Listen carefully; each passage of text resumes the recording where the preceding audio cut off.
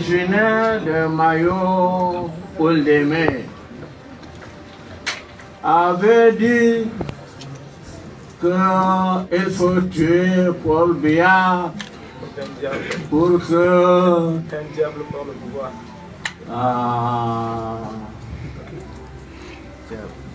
quelqu'un vienne, je ne dis pas son nom, tous le connaissent, pour qu'il vienne remplacer Paul Biya. Jamais. Il ne peut jamais. Il n'a pas besoin d'un persécuté. Depuis les musulmans, les catholiques, les adventistes, les protestants, personne n'a vu ce diable-là. Qui a vu le diable? Elle dit que Paul Biya parle, que le diable vienne le remplacer. Depuis quand on a vu le diable? Jamais. Personne n'a vu le diable. Tous les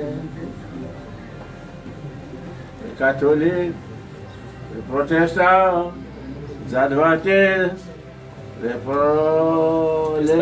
même nous, même les païens, ils n'ont jamais vu le diable. Le poids des ânes a beau courber son dos, Kavaye Yege Djibril reste une bête politique toujours prêt à sortir les griffes. Ce dimanche 19 janvier dans son fief de Mada, le patriarche de l'Assemblée nationale n'a pas seulement répondu à Monseigneur Yaouda Ourgo. Debout, la posture fébrile, le ton nonchalant, il défie l'évêque de Yagua dans une passe d'armes aux allures de combat biblique. La réplique du pan presque théâtral est tombée comme un couperet, une pique adressée à celui qui avait osé briser le silence pesant du régime en lançant: le pire ne viendra pas, même le diable, qu'il prenne d'abord le pouvoir au Cameroun et on verra après.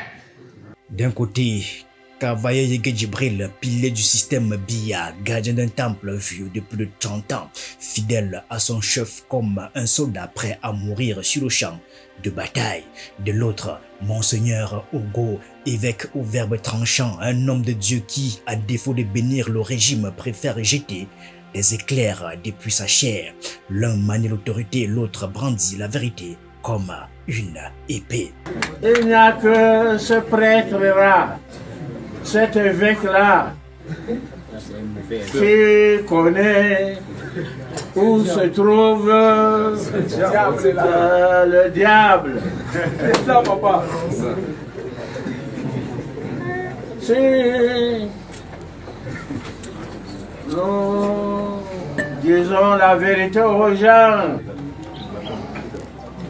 que cet évêque-là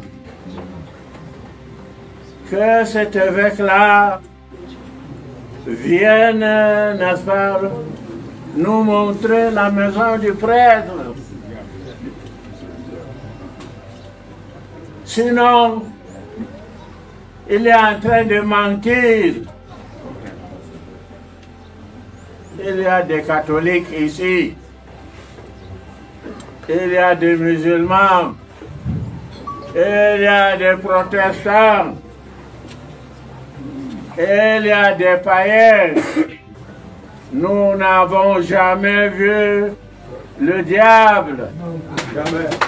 À Mada, devant ses partisans galvanisés, Kavaye Yege Djibril a pris soin de rappeler qu'attaquer Paul Biya, c'est s'attaquer à un ordre quasi sacré. Ces mots sont lourds de sens, presque prophétiques. Il n'est plus seulement le président de l'Assemblée nationale, il est le rempart, l'ultime défenseur prêt à croiser le fer avec quiconque oserait défier son roi. bleu peut prendre le Cameroun, on ne va pas souffrir plus que ça encore. On a déjà souffert. Le pire ne viendra pas. Même le diable, qu'il prenne d'abord le pouvoir au Cameroun et on verra après. Amen. Amen. Mais dans ce duel verbal, les armes spirituelles de l'évêque ne sont pas moins redoutables. En déclarant que même le diable ferait mieux que le régime en place, Monseigneur Urgo n'a pas seulement provoqué le régime en place, il a jeté une lumière crue sur un pouvoir figé, un pays en panne, une jeunesse à bout de souffle. Et si Amada Lopane rugit encore, c'est peut-être parce qu'il sent l'étau se resserrer. Le patron des catholiques devrait convoquer cet évêque-là à Rome pour qu'il vienne lui montrer le diable. Sinon, ça veut dire que tous les catholiques disent la même chose. S'ils ne disent pas la même chose, pourquoi eux tous, ils ne disent pas non?